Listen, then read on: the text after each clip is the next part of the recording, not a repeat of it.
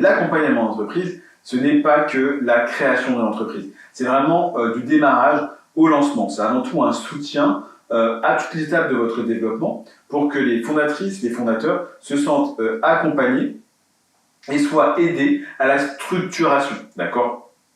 La structuration, qu'est-ce que ça va être ? Ça va être toute la partie business plan. C'est comment est-ce que vous allez pouvoir obtenir des clients, comment vous allez pouvoir fabriquer votre produit et service, bien sûr, mais comment vous allez réussir surtout à le vendre. C'est également faire face à la croissance. La croissance, c'est comment est-ce que vous pourriez développer une expansion, comment vous pourriez prévoir une expansion, comment vous allez pouvoir prévoir d'avoir de nouveaux clients, de vendre plus de produits. En général, ça se passe en développant votre stratégie marketing ou de développement commercial. Parfois, ça peut aussi être le besoin de structurer des équipes, d'accord, en essayant d'avoir de nouvelles équipes commerciales, des sales, de nouvelles équipes en termes de communication, de recherche et développement, d'accord, ou encore de rechercher des financements tout simplement pour produire plus. Alors attention, pas confondre croissance et développement. Il n'y a pas, croissance et financement. Il n'y a pas toujours besoin de plus d'argent pour pouvoir faire croître une entreprise. Il y a également parfois un besoin de maturité en faisant le point sur ses performances, les points sur les résultats obtenus, pour pouvoir essayer d'aller voir sur quel levier on va pouvoir jouer pour que l'entreprise aille un peu plus loin, d'accord, et soit plus performante. Parfois, ça peut être des besoins de diversification. Ça peut être d'aller chercher des clients dans un nouveau créneau auquel on n'avait pas pensé, mais en faisant le point sur ce qui fonctionne, ce qui ne fonctionne pas, on peut se rendre compte que certains aspects d'un produit ou d'un service ne sont pas suffisamment développés. Ça peut aussi être comment mettre en place ou comment encourager ces équipes à développer un service d'innovation continue. Savoir prendre du recul sur ce qui fonctionne et ce qui fonctionne bien, ce qui fonctionne moins bien, c'est vraiment ce qui va permettre à l'entreprise de pouvoir se remettre en question, identifier ses forces, ses faiblesses et surtout prévoir des points d'amélioration, d'accord, pouvoir aller saisir le maximum d'opportunités. Il y a aussi parfois le besoin d'identifier des difficultés. Donc, pouvoir faire un diagnostic, ça va bien sûr de se rendre compte de ce qui fonctionne bien, ok, super, mais surtout d'aller voir ce qui ne fonctionne pas et de comprendre, d'essayer de pousser pour voir pourquoi en détail ça ne fonctionne pas. Une fois que vous arrivez à savoir pourquoi ça ne fonctionne pas, vous allez forcément débloquer de nouvelles étapes, de nouvelles options dans votre entreprise. C'est là qu'on peut prévoir des plans ou des stratégies de redressement, d'accord, de rétablissement, pour essayer de rétablir une stratégie qui soit plus objective et plus pertinente, d'accord.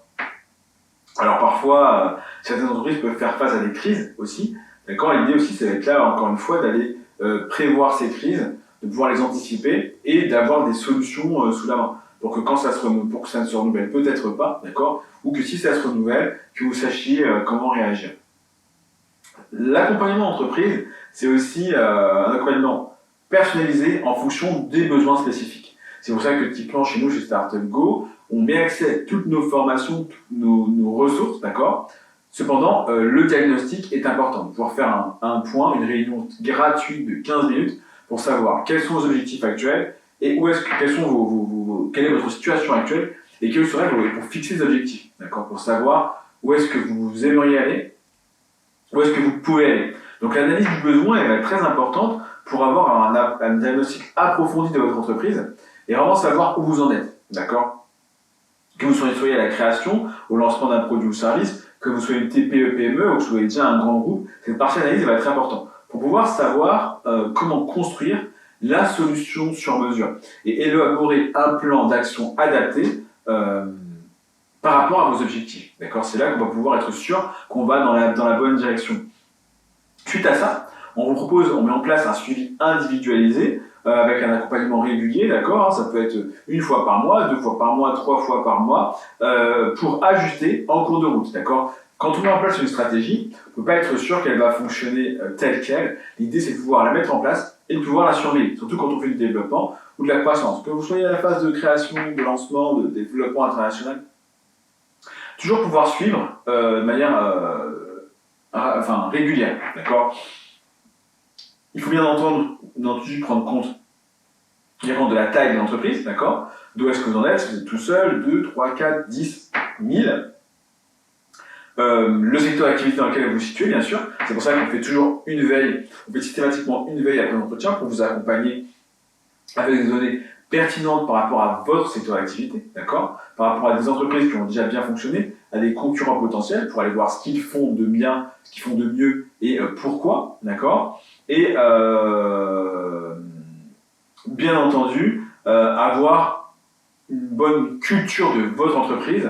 Ça se passe aussi en passant du temps avec vous, en essayant de comprendre où est-ce que vous souhaitez aller, d'accord? Et du coup, comment on va pouvoir vous aider à aller dans la bonne direction. Okay. Le troisième pan, c'est le conseil stratégique qui va permettre d'améliorer la performance. Alors, tout d'abord, en analysant votre positionnement. Le positionnement, c'est un point qui pour moi est très important, notamment parce que je viens du marketing et du développement commercial, mais aussi parce que c'est ce qui va permettre aux clients, simplement, de vous différencier, de savoir pourquoi ils vont passer par votre entreprise, votre produit, votre service, plutôt qu'un autre. Souvent, c'est quelque chose qui n'est pas assez pratiqué, et c'est quelque chose qui doit être fait régulièrement. Votre positionnement sur le marché par rapport à la concurrence. Comment est-ce que vous vous différenciez? Qu'est-ce que vous faites que les autres ne font pas? Ou alors qu'est-ce que vous faites qui fait que ça va vraiment vous permettre de vous démarquer de la concurrence, d'accord?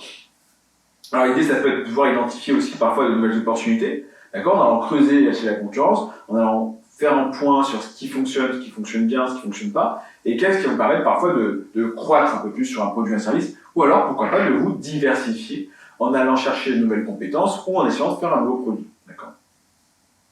L'idée ici, c'est d'avoir des objectifs clairs et surtout une stratégie pour les atteindre. Moi, j'aime bien dire que qui ne se fixe pas d'objectifs a beaucoup moins de chances de pouvoir les atteindre.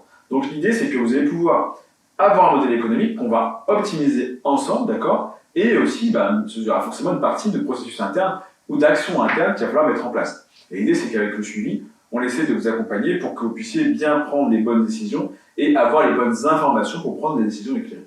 Plus globalement, il y a aussi une aide et un accompagnement sur la résolution de problèmes spécifiques en gestion d'entreprise, par exemple, avec l'optimisation, par exemple, de l'organisation, l'optimisation du management, l'optimisation des ressources humaines.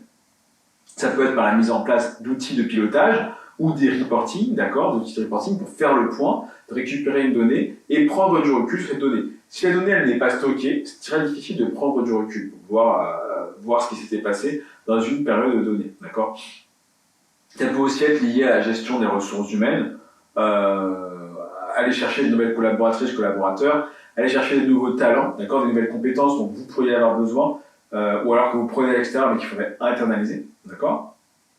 C'est aussi des aides à la résolution de problèmes sur les problématiques commerciales, donc la définition de stratégie de vente, stratégie marketing, donc la stratégie marketing pour attirer le client, la stratégie de prospection commerciale pour aller chercher le client, la stratégie de vente pour conseiller et accompagner le client dans sa phase de la décision d'achat, d'accord. Et puis après, il y a toute la phase de gestion de la relation client qui va aussi être importante.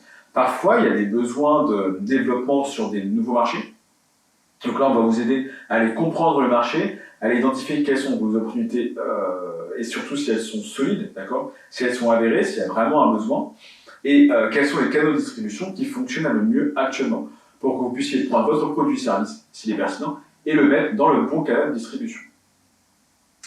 Puis la dernière phase, c'est bien sûr l'amélioration de la relation client et de la fidélisation. Comment vérifier que vos clients actuels soient contents. Donc c'est important qu'ils soient contents, mais il faut se concentrer surtout sur leurs besoins. Le fait qu'ils soient contents, c'est super. Si personne ne voit qu'ils sont contents, il n'y a pas d'intérêt. D'accord. Donc récupérer 1 million d'avis, surtout avant tout pour vous. D'accord. Il faut que ce soit des avis réels, pas forcément que des avis positifs. Ce qui va vraiment vous faire avancer, ce sont les avis négatifs, parce que c'est ça qui va permettre de savoir ce qui ne va pas et ce que vous pourriez faire mieux. D'accord. Avoir des avis positifs, c'est super intéressant. D'accord. Mais c'est pas ça qui va vous permettre de développer votre entreprise. D'accord.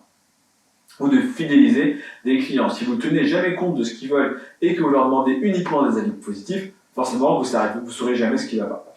Et puis, ça peut être aussi des améliorations ou des résolutions sur le plan financier. D'accord. Par exemple, la gestion de la trésorerie. Comment s'assurer qu'effectivement, on a un fonds de roulement qui permette à l'entreprise de tourner, d'accord, avec un flux de financier qui soit assez régulier et qui soit optimisé au maximum. Donc, parfois, ça peut aussi être en dernier recours de la recherche de prêts, de la recherche de subventions, de la recherche d'investisseurs. Mais ce n'est pas toujours le cas. Souvent, c'est simplement un problème d'optimisation des flux où vous n'avez pas suffisamment de trésorerie parce que vous n'avez pas pris le temps de poser et pas mis en place une stratégie sur la gestion des flux. Comment on fait ça? avec une analyse de la rentabilité et une vision sur la réduction des coûts. Qu'est-ce qui pourrait ne pas être dépensé, qu'est-ce qui pourrait être économisé. La dernière partie porte sur le produit, porter sur la production, sur les opérations. Et donc là, ça va plutôt essayer d'améliorer l'efficacité de vos processus de production, de voir par rapport à ce que vous sortez comme produit ou service, qu'est-ce qui va pas, et est-ce qu'il n'y a pas des points dans ce processus-là qui pourraient être améliorés. D'accord ? Souvent, quand vous le faites de manière répétitive, vous n'avez pas l'habitude, on ne prend pas le temps de prendre du recul, d'accord ? Mais là, c'est l'occasion de prendre du recul pour garantir une qualité, d'accord ? Cependant, avec une chaîne d'approvisionnement, une chaîne de production qui soit optimisée et qui ne soit pas trop énergivore pour vous. D'accord ? Ça peut parfois être au niveau de la logistique, au niveau de la livraison, etc. Alors, c'est bien entendu également l'accès à des formations, à des experts, à des outils pratiques, d'accord ? Donc, typiquement, nous, nos formations sont totalement gratuites chez Startupgo, accessibles sur le site web. Il y a le guide qui est disponible sur Amazon, d'accord ? Mais on peut également vous mettre en relation avec des experts en fonction de votre secteur d'activité, que ce soit au niveau juridique, au niveau du marketing digital, au niveau de la stratégie commerciale, pour pouvoir vraiment vous accompagner. Nous proposons également des ateliers, des séminaires pour que vous puissiez suivre aussi les évolutions et les nouvelles compétences qui peuvent vous aider, d'accord ? Nous permettent d'être soutenus à toutes les phases, donc que ce soit de la croissance avec la structuration d'entreprise, pour faire face à l'augmentation d'activité par exemple, ça peut aussi être un besoin de recrutement, ça peut être la gestion d'un changement ou un besoin d'adaptation, d'accord ? Ou alors des difficultés que vous rencontrez sur lesquelles on va pouvoir faire un diagnostic, essayer de déterminer les causes et essayer de proposer des solutions. Plus généralement, l'objectif de l'accompagnement d'entreprise est de vous permettre d'assurer une pérennité, une rentabilité et un développement serein de votre entreprise en essayant de renforcer votre solidité financière, en essayant de renforcer votre capacité structurelle, d'accord, votre capacité de gestion et surtout vos options pour pouvoir voir le plus loin possible. Donc si vous pensez avoir des besoins, n'hésitez pas à réserver 15 minutes d'appel découverte, c'est totalement gratuit. On fait le point avec vous sur vos éventuels besoins et les futurs objectifs que vous pourrez vous fixer et peut-être qu'on pourra aller plus loin ensemble. À bientôt sur Startup France.